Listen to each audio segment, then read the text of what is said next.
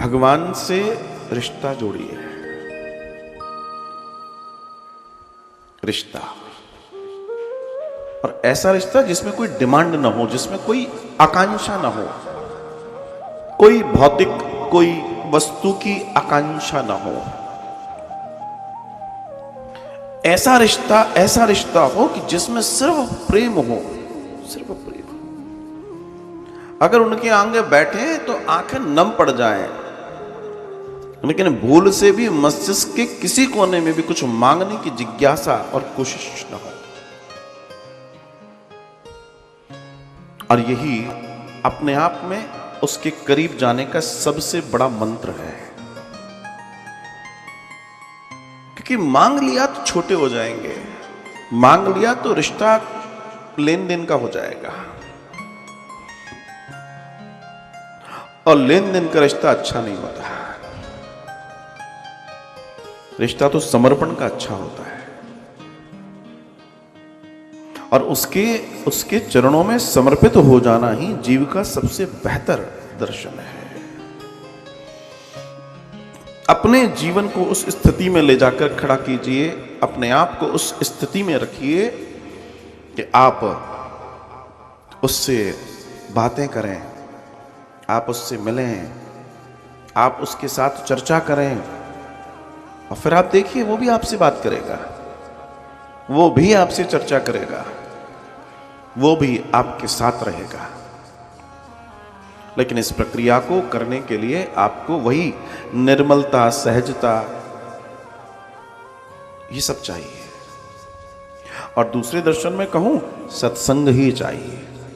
क्योंकि इस स्थिति में, इस लेवल पर पहुंचने के लिए सत्संग की जरूरत है, विवेक की जरूरत है।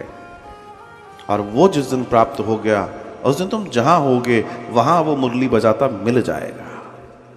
जहां होगे, जिस जगह होगा, जिस स्थिति में होगे, वो मिल जाएगा।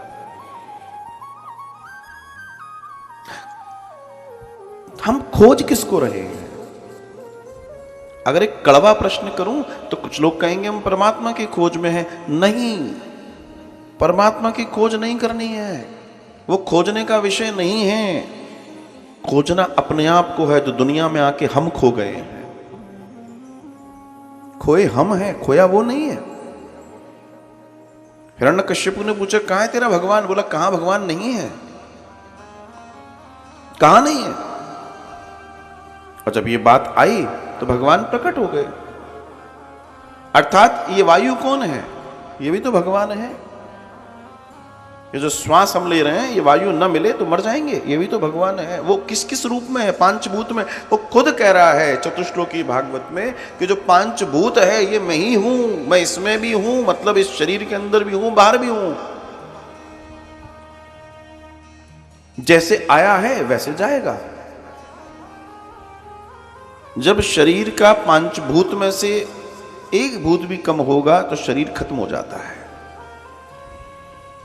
तो जैसे ही आत्मा बाहर जाती है, सबसे पहले आवाज चली जाती है, आकाश तत्व चला जाता है।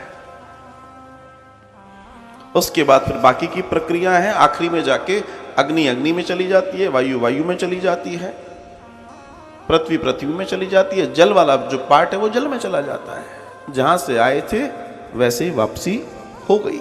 ये सनातन का एक और महान दर्शन। जैसे हमने ये शरीर लिया प्रकृति से, प्रकृति को वापस वो हिस्सा बांट दिया गया, भैया हम जा रहे हैं। वरना वो जो मिट्टी के नीचे दबाने वाली प्रक्रिया है ना, इस दुनिया में रहने की जगह नहीं बचती। इतने कब्रिस्तान होते हैं। लेकिन सनातन का दर्शन इतना महान है कि उसने प्रकृति को परमात्मा की तरह ही रखा। प्रकृति से शरीर लिया तो वापस जाते समय प्रकृति को ही बांट दिया। पृथ्वी में, वायु में, जल में, आकाश में, अग्नि में। हम तुम्हारे थे, तुम्हारे ही रहेंगे। इस विचार से जीवन को जिया जाए और अपनी इस सोच को श्रेष्ठ करने का प्रयास कीजिए। बहुत सारी चीजें हम श्रेष्ठ करने में लगे हैं, बड़ा करने में लगे हैं, विराट करने में लगे हैं, लेकिन वास्तव में इस सोच को विराट करना है, इस सोच को श्रेष्ठ करना है मैं श्री भगवान का, मेरे श्री भगवान, इस विचार के साथ।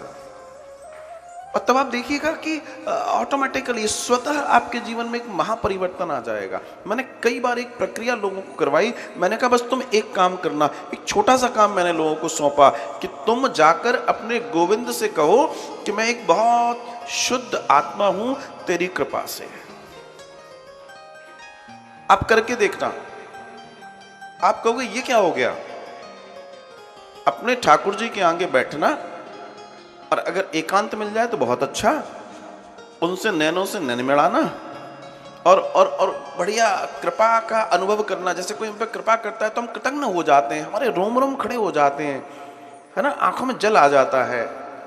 ऐसी स्थिति में उनसे कहना है गोविंद तेरी कृपा से मैं एक पवित्र आत्मा हूं, क्योंकि ये आत्मा का बोध होना ही आत्मबोध की प्रक्रिया है, मैं शरीर नहीं हूं। तो जब आप अपने आप से रोज 2-5 मिनट ये कहेंगे कि मैं एक शुद्ध आत्मा हूं, मैं एक शुद्ध आत्मा हूं, मैं एक शुद्ध आत्मा हूं, आप देखिएगा महीना 2 महीने के अंदर आपकी पूरी स्थिति बदल जाएगी। महीने 2 महीने में स्थिति ये आ जाएगी कि आप अपने आप को नहीं पहचान पाएंगे, आप में इतने महान परिवर्तन आ चुके होंगे। कौन सा परिवर्तन? गोविंद के करीब जाने की स्थिति पैदा हो चुकी होगी। समस्या क्या है? समस्या यह है कि हम अपने आप से बातें करते हैं, मेरा सर में दर्द है, मैं बेकार हूं, मैं दिखने में अच्छा नहीं हूं, मेरे को ये है, मेरे को वो है। हम इसमें दिमाग लगाते हैं, और जिसमें दिमाग लगाओगे वैसा ही होगा। हम दिमाग इस बात में लगाए गोविंद तेरी कृपा से मैं एक शुद्ध आत्मा हूं। तो जब आप निरंतर अपने आप को शुद्ध आत्मा, शुद्ध आत्मा, शुद्ध आत्मा कहेंगे तो आपकी आत्मा इसी शब्द, क्योंकि शब्द ब्रह्म है। जैसे आप जाप करते हैं तो जाप करने से क्या मिलेगा? राम से राम मिलेगा। तो ऐसे ही जो शब्द हम बार बार अपने आप से कहते हैं हम वैसे होने लगते हैं। तो ये आत्मा के शुद्धिकरण की, पवित्रीकरण की बड़ी सुंदर प्रक्रिया है। बड़े बड़े योगी यही करते हैं, लेकिन ये बहुत सामान्यतः मैं आपको बताने का प्रयास कर रहा हूं। जितने लोग इसको करना चाहें करके देखिए, आपके जीवन में न महान परिवर्तन आ जाए तो आप कहेंगे ये क्या हुआ। अनायास आपको लगेगा कि मैं वास्तव में बहुत हल्का, बहुत शुद्ध, बहुत आनंद, बहुत बहुत मेरा चित्त शुद्ध हो गया, मैं आनंद की अनुभूति कर रहा हूं, कर रही हूं, अपने आप लगेगा। और जब आप इस प्रक्रिया में आ जाएंगे तो फिर बचा क्या। और जिस दिन तुम अपने आप को ये ट्रीट करने लगोगे, जब तुम अपने आप से ये व्यवहार करने लगोगे तुम एक आत्मा हो, तो फिर बाकी की चीजें जो प्रॉब्लम है, प्रॉब्लम समस्या किस चीज से संबंधित है? शरीर से संबंधित। इस दुनिया में जितनी भी समस्या की जड़ है वो शरीर से ही तो है। इस दुनिया का रिश्ता कहां से है? शरीर से है। और दुनिया बनाने वाले का रिश्ता आत्मा से है। तो हम शरीर में दिमाग लगाते हैं इसलिए दुनिया में दिमाग लगता है, लेकिन आत्मा में दिमाग लगाएंगे तो आत्मा बनाने, जिसने आत्मा, जो आत्म स्वरूप है, जो परमात्मा, उसमें लगेगा। फिर पता ही नहीं पड़ेगा, शरीर अपना धर्म कर्म करता रहे, हमें क्या लेना देना शरीर से। खूब अच्छा जिंदगी जिए, खूब उद्योग करे, खूब एसीओ में घूमे, सब कुछ करे, उसको करने दो अपना काम, अच्छा रहे, अच्छी बात है। क्योंकि ट्रांसपोर्ट जितना अच्छा रहेगा, मजबूत रहेगा, उतनी यात्रा आसान हो जाएगी। ट्रांसपोर्ट का भी तो मसला है। हमें कहीं जाना है, वाहन मजबूत नहीं है तो फिर यात्रा में दिक्कत होगी। तो ऐसी स्थिति, ऐसी परिस्थिति में इस बात का विचार करना भी बहुत आवश्यक है, बहुत बहुत आवश्यक है। इसको जानना हर जीव के लिए बहुत जरूरी है। तो ये जो रिश्ता है, ये जो संबंध है, ये स्थापित कीजिए, उससे अपना संबंध स्थापित कीजिए।